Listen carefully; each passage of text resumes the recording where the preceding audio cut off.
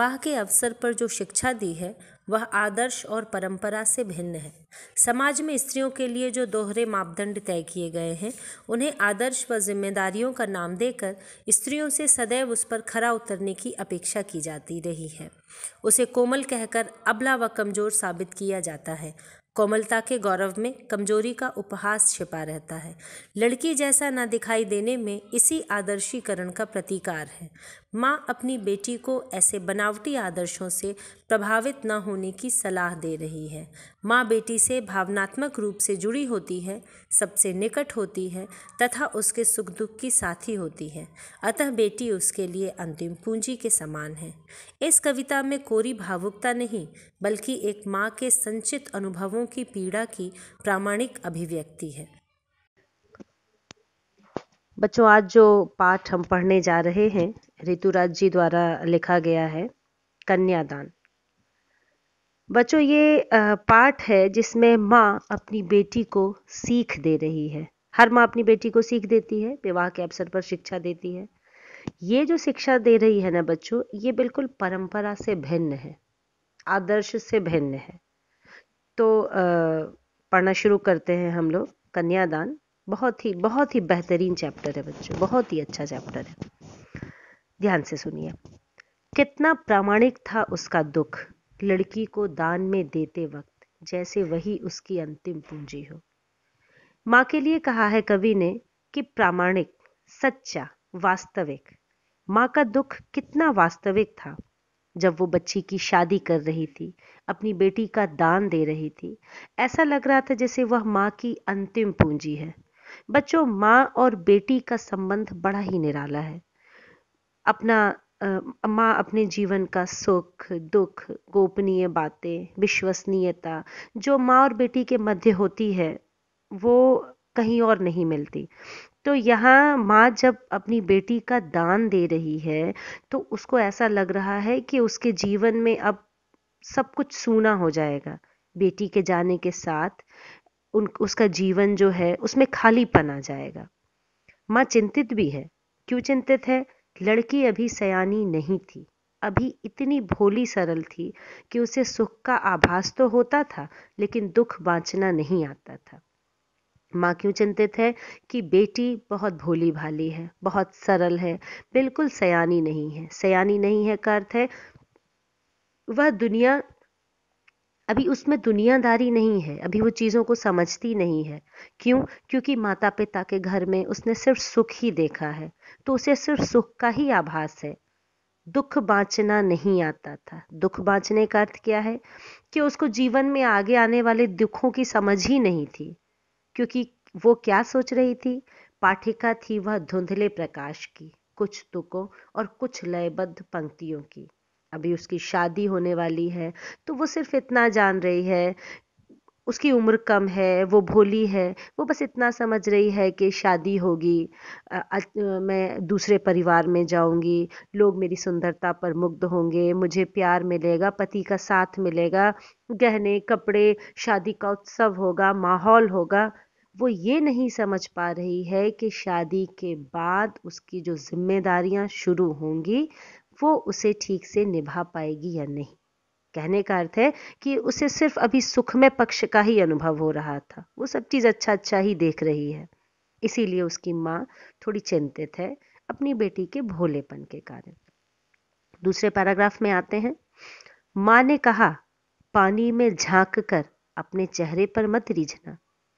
माँ ने कहा, पानी में झांक कर अपने चेहरे पर मत रीझना। आग रोटियां सेकने के लिए है, जलने के लिए नहीं। बहुत महत्वपूर्ण पंक्ति है बच्चों, ध्यान से समझिए। माँ अपनी बेटी को समझा रही है, उसे सिखा रही है, उसे बता रही है कि बेटा अपनी सुंदरता पर मुग्ध मत होना। आप अगर अपनी सुंदरता पर मुग्ध होती हैं तो ये बहुत लोगों के लिए ईर्ष्या का कारण हो सकता है, जलन का कारण हो सकता है, वैमनस्यता हो सकती है। इसीलिए अपनी सुंदरता को बहुत महत्वपूर्ण मत मानना।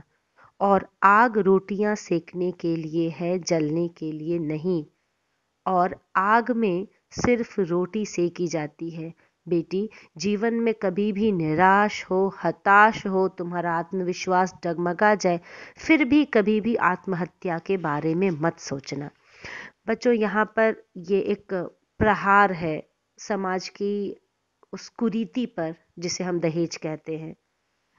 हमेशा हम लोग पढ़ते हैं दहेज के नाम पर लड़की को मार दिया गया, जला दिया गया।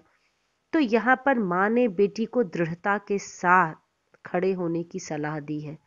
माँ ने बेटी को बताया है हिम्मत रखना, जीवन में कितनी भी विपरीत परिस्थितियां क्यों ना आए, कितनी भी हताशा क्यों ना आ जाए, अपने आप को जलाकर मारने की कभी मत सोचना।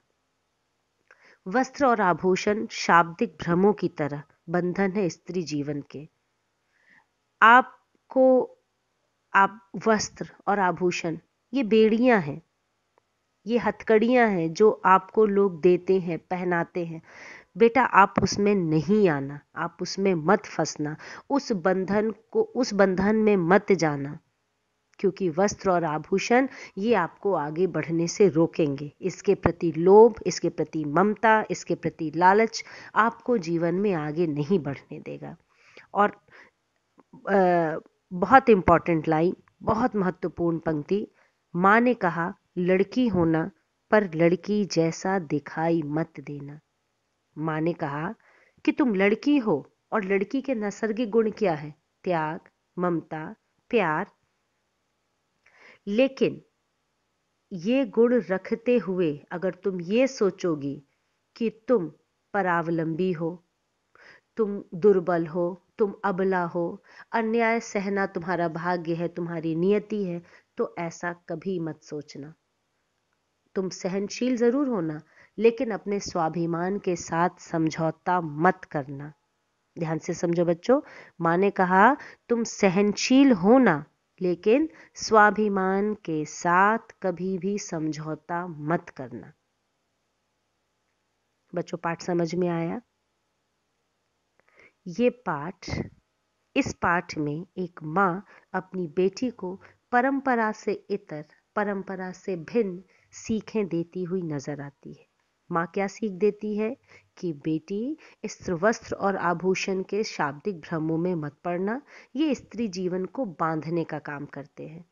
लड़की जैसे सभी नैसर्गिक गुणों को रखना, ममता रखना, क्षमाशील होना, सहनशील होना, तुम में त्याग हो, लेकिन तुम लड़की होने के कारण दुर्बल हो, तुम परावलंबी हो, तुम अन्याय सहना तुम्हारे भाग्य में है, तुम्हारी नियति है, ऐसा तुम कभी मत सोचना।